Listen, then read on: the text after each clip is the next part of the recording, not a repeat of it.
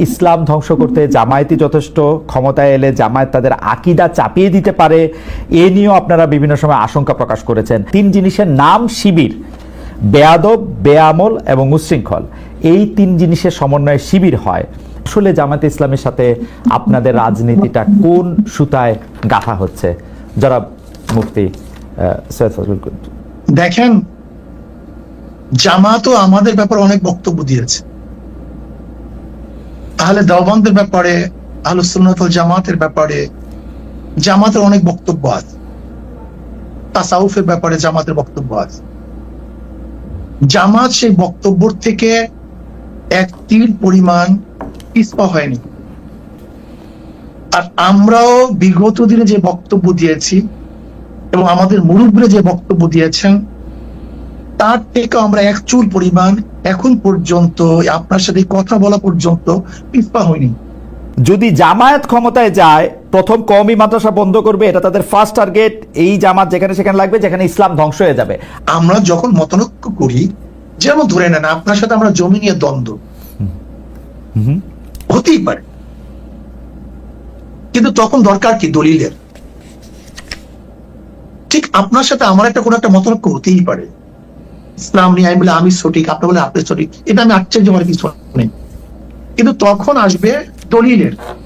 যার দলিল শক্তিশালী তার কথা সঠিক, আর যার দলিল দুর্বল তার কথা দুর্বল। কাজে এখন সেই বহস আমি যাবো না।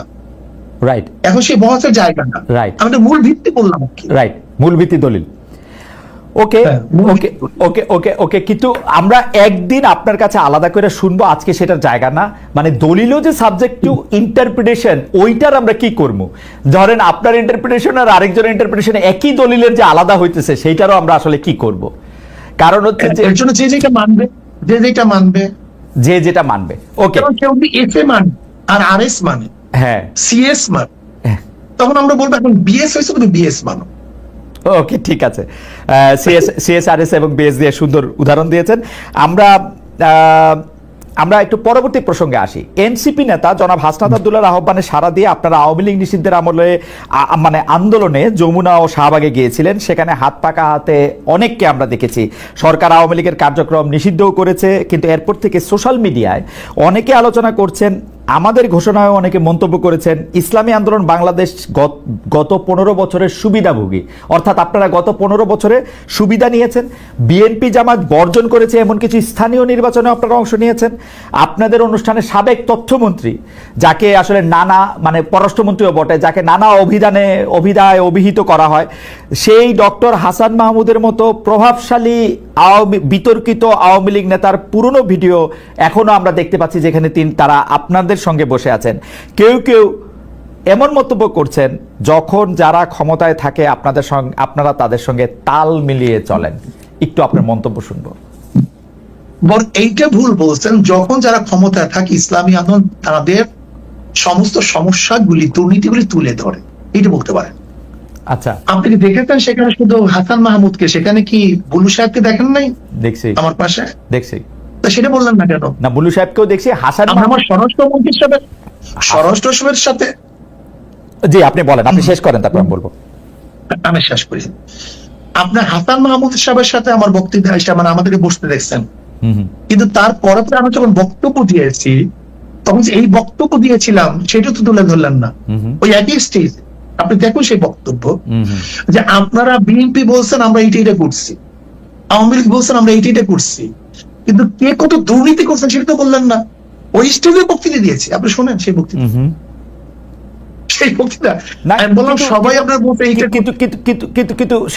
ওই বক্তব্য অনেক বেশি সুগার কোটেড, নাম্বার 1। নাম্বার 2 হচ্ছে, আপনি বঙ্গবন্ধুকে নিয়ে, শেখ হাসিনা যখন প্রধানমন্ত্রী ছিলেন সেই সময় যে বক্তৃতা করেছেন, এখন কি সেটা রিপিট করতে পারবেন, বা রিপিট আপনি করতেছেন? শেখ হাসিনাকে নিয়ে আমি তারই কোনো বক্তৃতা করি। শেখ হাসিনাকে নিয়ে কোনোদিন প্রশংসামূলক। বঙ্গবন্ধুকে নিয়ে, শেখ সাহেবকে নিয়ে কেন বক্তৃতা করেছি, এটা কি এখন করবেন কিনা আবার? 100 বার শোনেন, কেন করবো সেটা আমি বলি। আমি বললাম না আমি কোনো জিনিস রোজাত করি নাই, তো কোনো জিনিস রোজাত করি নাই। ওকে, যখন শেখ সাহেবের মূর্তি টানানো হয়েছিল তখন আমি কি বক্তৃতা করেছিলাম যে 72 বছর পরে যদি লেনিনের মূর্তি ক্যারিয়ান দিয়ে তুলে সাগরে ফেলে দেয় তাহলে আজকে হোক কালকে হোক এই বুড়িগঙ্গা এই মূর্তিকে ফেলানো হবে। এই বক্তৃতা আমার, আমি শুনছি না, আমি জানি না, এবং সেইটা দেখছি। শেখ সাহেবের নিয়ে যে বক্তৃতা করেছিলাম এটা কি বলতে চেয়েছি, দেখেন শেখ সাহেবের পরিবার কিন্তু এদেশে আসছে ইসলাম প্রচার করার জন্য। আমার মূল উদ্দেশ্যটা কি ছিল? শেখ সাহেব প্রথম কেন অ্যারেস্ট হয়েছিলেন? হিন্দুদের মাধ্যমে তিনি অ্যারেস্ট হয়েছিলেন মুসলমানদেরকে বাঁচাবার জন্য। আমি কি বলেছিলাম? শেখ সাহেব প্রথম কি রাজনীতি শুরু করেছেন? মুসলিম লীগ, পাকিস্তানের পক্ষে রাজনীতি শুরু করেছিলেন। শেখ সাহেব তিনি এইটা করছেন সেইটা করছেন বলছিলাম কেন? নাস্তিকরা শেখ সাহেবকে ধর্মনিরপেক্ষবাদ নাস্তিক পন্থী বানাবার চেষ্টা করছিল। আমি আওয়ামী লীগকে তখন স্মরণ করে দিতে চাই, মূল ভুলবেন না, এদের পরিবার ছিল ইসলামের দাওয়াতে, কিন্তু সেখান থেকে ভেঙে যদি তারা নাস্তিকতাবাদ ধর্মনিরপেক্ষবাদ চাপিয়ে দেয় তার মানে নিজের সাথে সে আত্মঘাতী করছে। ওই সময় শেখ হাসিনাকেও আপনি তারিফ করেছিলেন ওই একই বক্তব্যে, আপনি একই লাইনে বলেছিলেন যে শেখ হাসিনাও সেই বাবারই উত্তরাধিকার। আমার যদ্দূর মনে পড়ে, আমি একটু আগে শুনেছি, এবং তিনিও একই রকম ভালো মুসলমান, তিনি ভালো কাজ করছেন। এটা বলিনি, আমি বলছি সেই পরিবারে, ওকে, আমি তার পরিবারকে ইঙ্গিত করে তাকে সজাগ করতে চেয়েছি যে আপনার বাবা দাদি দেখলে মুসলমান, তারা পীর ছিলেন, তারা দাওয়াত দিয়ে এসছেন, আপনি ইসলামের খেলাফ, ইসলামের বিরোধী কোনো কাজ করতে পারেন না। যেরকম কোন ছেলেকে কেউ যদি সতর্ক করায় তখন তার বাপ দাদার কথা বলে, তোমার বাবা এরকম ছিল, দাদা এরকম ছিল, তুমি এই কাজ করতে পারো না। আমার এটি উদ্দেশ্য ছিল। কিন্তু সাহেব, আপনি correct me if I am রং, আপনি কি ওই সময় সাবেক প্রধানমন্ত্রী সরকারের শেখ হাসিনার বা শেখ হাসিনা সরকারের এই 3টা খারাপ নির্বাচন, সীমাহীন দুর্নীতি, এগুলি নিয়ে আসলে কোনো এরকম একটা অবস্থান নিয়েছিলেন যেটা আপনার শক্তি দিয়ে আপনি আসলে নিতে পারতেন? আজকে আপনার যে অবস্থা দেখছেন, বক্তব্য নাই, এমন কোন বক্তব্য নাই যে বক্তব্যে শেখ হাসিনার এবং তার 14 গোষ্ঠী এই মন্ত্রী পরিষদের আওয়ামী লীগের দুর্নীতি তুলে ধরি নাই, এমন কোন বক্তব্য সময় ছিল। আমার একটা রিডিং হইলো আপনারা সেই সময় প্রধান শত্রু হিসাবে গণ্য করতেন হচ্ছেন জামায়াতে ইসলামীকে, তারপরে আওয়ামী লীগের মন্ত্রীদের কিছু দুর্নীতির কথা আপনি বলতেন, কিন্তু বাংলাদেশের যে মানুষের উন্নয়ন, বাংলাদেশের মানুষের সুবিধা, সেগুলির কথাও বলতেন।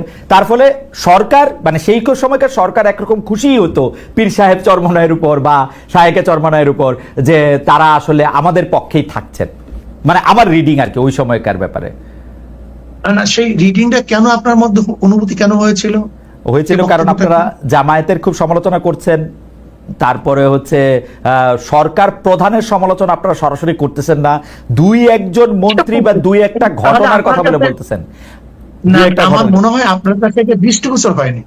আমার মনে হয় আচ্ছা ঠিক আছে, আমি আবার চেক করবো না, একটা বক্তব্য।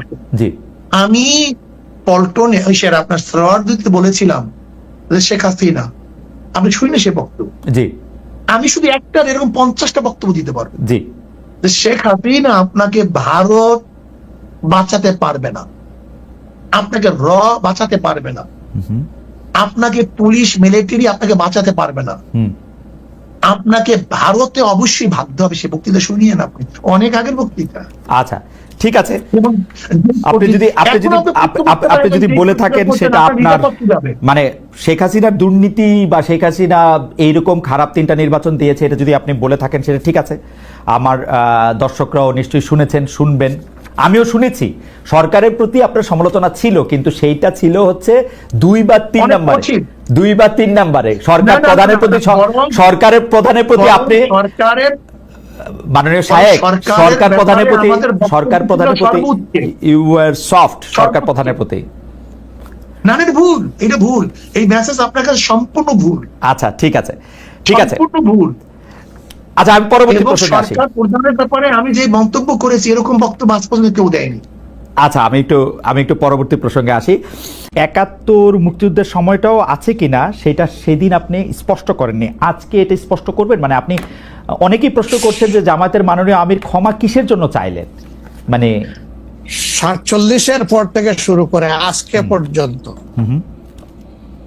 শুধু 71 না, 47-এর পর থেকে শুরু করে আজকে পর্যন্ত আমাদের দ্বারা যত মানুষ যত জায়গায় কষ্ট পেয়েছে, কেউ যদি ক্ষতিগ্রস্ত হয়ে থাকে, সেই মানুষগুলো তাদের সকলের কাছে আমি বিনা শর্তে ক্ষমা চেয়েছি। কেন ক্ষমা চেয়েছি? আমরা মানুষ, ইন্ডিভিজুয়াল মানুষ যেমন ভুল করতে পারে, মানুষের সমষ্টি একটা দলেরও বিভিন্ন ভুল সিদ্ধান্ত থাকতে পারে। কোনটা ভুল কোনটা সঠিক ইতিহাস এটা নির্ধারণ করবে। আজকে যেটাকে ভুল বলা হচ্ছে, কালকে এটাই হয়তো সবচেয়ে বড় সঠিক হিসাবে প্রমাণিত হবে। আর ইতিহাসের পালাবদলে রাজনীতিতে সবাই জিতে না, কেউ জিতে কেউ হারে। আমরা আদর্শবাদী একটা দল, আমরা বিশ্বাস করি আমরা মানুষ ভুলের ঊর্ধ্বে নই। আমাদের দ্বারা, আমাদের সহকর্মীদের দ্বারা মানুষ বিভিন্ন ক্ষেত্রে কষ্ট পেতে পারে, ক্ষতিগ্রস্ত হতে পারে। আমি সব কিছুর জন্য কোনো শর্ত আরোপ না করেই মাপ চেয়েছি। ওকে, মানে 47 এবং থেকে মাপ চাওয়ার মধ্যে কোনো পরাজয় নাই, অবশ্যই নাই। 47 থেকে আজ পর্যন্ত যে কোনো কিছুর জন্য মানুষ আপনাদের কাছ থেকে যদি কোনো ধরনের আঘাত পেয়ে থাকে, তার জন্য আপনি দুঃখ প্রকাশ করেছেন বা ক্ষমা চেয়েছেন। এর ভিতরে সব ঢুকে গেছে, কোনো কিছু বাদ নাই। ওকে, এভরিথিং ইনক্লুডেড। আচ্ছা, এবং এটা আনকন্ডিশনাল, মানে অ্যাপোলজি দিয়ে আনকন্ডিশনাল পার্ডন সিক করেছে। এইটা কি ডক্টর শফিকুর রহমান, আমি আসলে যেহেতু আপনার সঙ্গে আমার মানে নানা সময় কথা বলার সৌভাগ্য হয়েছে, মানে পর্দার বাইরে পর্দার ভিতরে, সেটা আমি জানি বলেই আমি আমার প্রশ্নটা করছি যে আপনি যে 71টাকে এই 47 থেকে আজ পর্যন্ত একসাথে বললেন, এর কি কোনো বিশেষ কারণ আছে নাকি? মানে না, কোনো বিশেষ কারণ নাই। আমার মানবিক মূল্যবোধের জায়গা এবং আমার দায়িত্বের জায়গা থেকে আমি বলেছি, অনুভূতির জায়গা থেকে, দায়িত্ব এবং অনুভূতির জায়গা, বিশেষ কোনো কারণ। আচ্ছা, আমি আবার 2-3 দিনের ঘটনা একটু আসি। আমরা 2টা ঘটনা আমরা দেখেছি যে আমাদের অনেককে ব্যথিত করেছে। একটা হচ্ছে লালমনিরহাটে একজন যিনি নরসুন্দর, তিনি এবং তার ছেলেকে খুব আয়োজন করে মারধর করা হচ্ছে এবং তাদেরকে টেনে নিয়ে পুলিশের কাছে নিয়ে যাওয়া হয়েছে। এবং আরেকজন যিনি 2018 সালের ডিসেম্বরের রাতের ভোট বলে খ্যাত নির্বাচনের যে প্রধান নির্বাচন কমিশনার, তাকে আসলে খুবই অপমানজনকভাবে মানে থানায় নিয়ে যাওয়া হয়েছে এবং সেটা আবার ভিডিও করা হয়েছে। মানে আমি সাধারণভাবে যেটা বুঝি, আপনি আমাকে শাস্তি দিতে পারেন, আপনি আমাকে মৃত্যু দিতে পারেন, কিন্তু মানুষ হিসাবে আরেকটা মানুষকে অসম্মান করার অধিকার যে আমাদের নাই, এইটা কি মানে মানে নাকি এইটা আমাদের আছে কারণ তারা একটা খারাপ কাজ করেছিল, এরকম কি? মানে আমি জানি না, মানে অনেকে তার আরেকজন, জি আপনি বলেন, আরেকজন খারাপ কাজ করেছেন বলে আমিও করব, এটা কোনো যুক্তি? আমি আরেকজনের খারাপে কষ্ট পেলাম, ক্ষতিগ্রস্ত হলাম, এখন আমি সেম অথবা ওয়ার্স দেন দিস আরো খারাপ কিছু করলাম তার সাথে, সেটা কি কোনো মানবিক আচরণ বলে গণ্য হবে? নিশ্চয়ই না। তবে দেখেন, আমরা এটাকে কখনো সমর্থন করি না, কিন্তু পরিবেশ, প্রেক্ষাপট, স্থান, কাল, পাত্র, মানুষ কোনো জিনিসকে যখন লাইক করে না, তখন প্রকাশ্যে হয় তার প্রতিবাদ করে, না হয় মনে মনে ঘৃণা করে, অথবা সে শক্তি থাকলে প্রতিরোধ করে। এই 3টা স্টেজ থাকে, এটা হাদিসের ভাষা অনুযায়ী।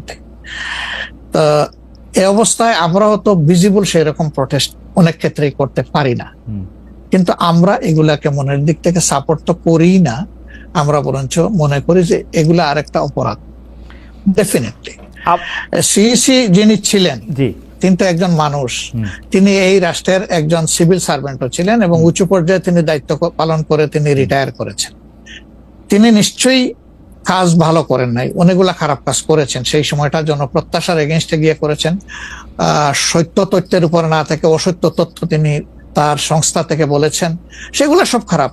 তো তার জন্য তো আদালত আছে, কিন্তু আদালতে যাবেন, আমি তাদেরকে আদালতে নিয়ে যাই, আইনের আওতায় নিয়ে যাই, কিন্তু আইন আমার হাতে আমি তুলে নেবো কেন? এটা তো কোনো অবস্থায় আমরা সমর্থন করবো না। এই জন্য আপনার স্মরণ থাকার কথা, 5 তারিখ রাত্রেই আমরা ঘোষণা করেছি যে ব্যক্তিগতভাবে আমরা কারো উপর থেকে কোনো প্রতিশোধ নেব না এবং আমরা নেইনি। আমাদের 2-1টা ব্যতিক্রম ঘটনা ঘটেছে, আমরা তাদেরকে শাস্তি দিয়েছি, আমরা ছাড় দেই নাই কাউ। আমাদের এই ঘটনাগুলো র্যান্ডম না, ব্যাপক না, 2-1টা বিচ্ছিন্ন ঘটনা, আমরা কাউকে ছাড় দেই। আমরা যেহেতু আপনার সময় কম, আমরা দ্রুত একটা বিষয় থেকে আরেকটা বিষয়ে যেতে হচ্ছে। সম্প্রতি আপনি একটি ভাষণে বলেছেন, আমি এখানে ছোট্ট একটু অ্যাড করতে চাই। জি প্লিজ। এই যে মব, যেটাকে এখন মব বলা হচ্ছে, এর চাইতে কিন্তু আরো নিকৃষ্ট মব কিন্তু গত 15.5 বছর মানুষ প্রত্যক্ষ করেছে। ইভেন আপনাদের সাংবাদিকদের সাথে হয়েছে, আরো অনেকের সাথে, পলিটিশিয়ানদের সাথে তো এগুলো কোনো ডাল ভাত, কোনো ব্যাপারই ছিল না। সিভিল সোসাইটির মানুষের সাথে, শিক্ষকদের সাথে। কিন্তু ওইগুলা দিয়ে আমরা এটাকে জাস্টিফাই করতে চাই। হয়েছে বলেই আমরা সবাই মিলেই কিন্তু এগুলি প্রতিরোধ করেছি, প্রতিবাদ করেছি। আসলে যে যার জায়গা থেকে প্রচন্ড ভাবে প্রতিবাদ করেছে। আমার মনে আছে ডয়েচে ভেলেতে থাকতে আমি একবার শেখ হাসিনার নাম করে এতবার বলতেছিলাম যে কেন তিনি এটি করবেন, কেন তার এটি সমালোচনা করা যাবে না, এবং কেন তার এটা, মানে আমার মনে আছে যে মানে আমার সাংবাদিকতায় আমি কোনো সময় অ্যাক্টিভিজম করতে চাই না বা অ্যাক্টিভিজমের জায়গা থেকে, কিন্তু এইগুলির প্রতিবাদ আমরা সবাই মিলেই আসলে করেছিলাম, যে যার অবস্থান থেকে। এখনো আমাদেরকে করতে হবে। কিন্তু এখনো যদি আমরা সেই জায়গার মধ্যেই থাকি এবং কেউ কেউ আমরা এটা বলি যে তারা করেছে সেজন্য এটা ঠিক আছে, সেইটার ব্যাপারে আপনার কাছে বিচার দিতে চাইছি। প্রশ্নই ওঠে না, এটাকে সাপোর্ট করা যাবে না। আরেকজন অন্যায় করেছে তাই আমি আরেকটা অন্যায় করবো, এটা চলবে না।